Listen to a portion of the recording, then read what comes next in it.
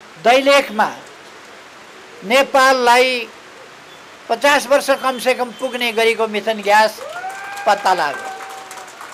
त्यो प्रमाणित भयो कि 112 मिलियन मेट्रिक टन होला सायद, अथवा ठुलो मात्रामा 50 वर्ष नेपाललाई पुग्ने गरी एउटा वेलबाट, 3वटा कुवा छ त्यहाँ, 3वटा कुवा हुन्छ, त्यसमध्ये एउटा वेलबाट मात्रै 50 वर्ष नेपाललाई पुग्ने मिथेन ग्यास त्यहाँबाट पैदा हुन्छ। यो खुसीको खबर पनि हामीले थाहा पायौँ।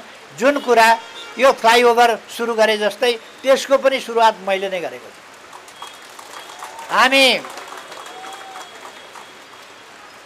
धौबादी फलाम कारखाना अगाडि बढाउँदैछौँ। धौबादी फलाम कारखाना सम्पन्न हुने बित्तिकै हामीले नेपाललाई 100 वर्षलाई पुग्ने फलाम, आइरन, स्टिल आदि कारखानाहरू यहाँ स्थापना गर्नेछौँ, प्रशोधन कारखाना स्थापना गर्नेछौँ र त्यसले देशको अर्थतन्त्रलाई धेरै अगाडि बढाउनेछ।